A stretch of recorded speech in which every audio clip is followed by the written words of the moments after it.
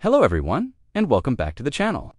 Today, we're diving headfirst into a topic that's been buzzing everywhere. Cryptocurrency. You've probably heard terms like Bitcoin, Ethereum, or blockchain. But what does it all really mean? Is it the future of money, a passing trend, or something in between? Well, stick around, because we're going to break it all down in a way that is easy to understand, even if you're a complete beginner. So, let's start with the absolute basics. What is cryptocurrency? At its core, a cryptocurrency is a digital or virtual currency. Think of it like the money you use every day, but instead of physical bills and coins, it exists only in digital form. What makes it special is that it's secured by cryptography, which makes it nearly impossible to counterfeit or double spend. Now, you might be thinking, I already use digital money all the time with my credit card and online banking. That's a great point. But there's a key difference. Traditional online payments go through a central authority, like your bank. When you send money to a friend, the bank verifies the transaction, moves the funds, and keeps a record. Cryptocurrencies, on the other hand, are decentralized. This means there's no single bank or government controlling them. Instead, transactions are recorded on a public digital ledger that's distributed across a vast network of computers. This ledger is called a blockchain. Imagine a shared digital notebook that everyone on the network has a copy of.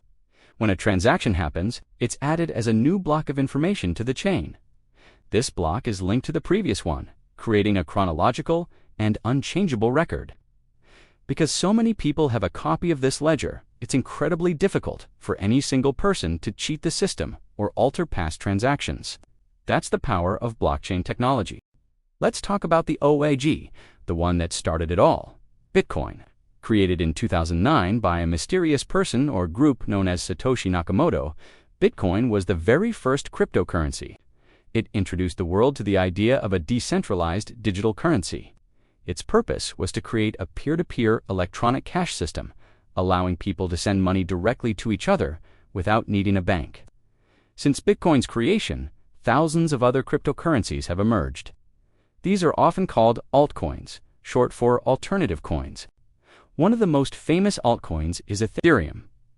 While you can use Ether, Ethereum's currency, to send and receive value like Bitcoin, the Ethereum network is much more than just a payment system. It's a programmable blockchain. This means developers can build and run decentralized applications, or dApps, on top of it. Think of it like the App Store for the decentralized world. This has led to exciting innovations, like smart contracts, which are self-executing contracts with the terms of the agreement directly written into code, has powered the growth of decentralized finance, or DeFi, and NFTs. So, how do you actually get cryptocurrency? The most common way is through a cryptocurrency exchange. These are online platforms where you can buy, sell, and trade different cryptocurrencies using your regular money, like dollars or euros. Think of them like a stock brokerage, but for digital assets. Once you buy some crypto, you need a place to store it. This is where a digital wallet comes in. A crypto wallet doesn't actually hold your coins in the way your physical wallet holds cash. Instead, it stores your private keys. These keys are secret, complex codes that prove you own your digital assets and allow you to access and manage them on the blockchain. It's crucial to keep your private keys safe, because if you lose them, you lose access to your crypto forever. There's no forgot password button in the world of crypto.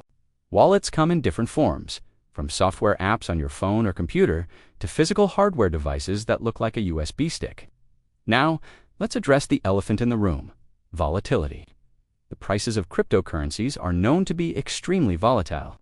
They can soar to incredible heights one day and drop significantly the next.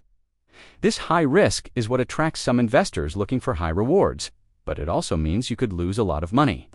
This is why you'll often hear the advice to only invest what you're willing to lose.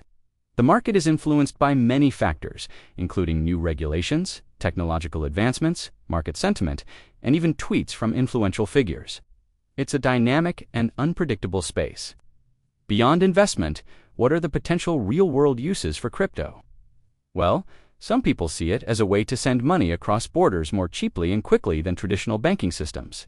For others, especially in countries with unstable economies, it can be a way to protect their savings from inflation. The underlying blockchain technology also has incredible potential beyond finance.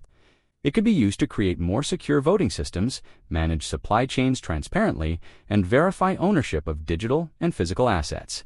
We're still in the early days, and developers are constantly exploring new possibilities. However, the crypto world isn't without its challenges and criticisms. One major concern is its environmental impact. The process of mining cryptocurrencies like Bitcoin, which involves powerful computers solving complex puzzles to verify transactions and create new coins, consumes a massive amount of electricity. That said, many newer cryptocurrencies are using more energy-efficient methods, and the industry is actively working on solutions to become more sustainable. Another challenge is regulation. Governments around the world are still trying to figure out how to approach cryptocurrencies. Some have embraced them, while others have been more cautious or have even placed restrictions. This regulatory uncertainty can add another layer of risk and confusion for users and investors. The decentralized and often anonymous nature of some transactions has also raised concerns about its use for illicit activities, though it's worth noting that blockchain's public ledger can also make transactions traceable. So, to recap what we've covered, cryptocurrency is a decentralized digital currency secured by cryptography. It operates on a technology called blockchain, a distributed public ledger. Bitcoin was the first, but thousands of others, like Ethereum, have since been created, each with different features. You can buy crypto on exchanges and store it in digital wallets, but you must protect your private keys. The market is very volatile, presenting both high risks and potential rewards.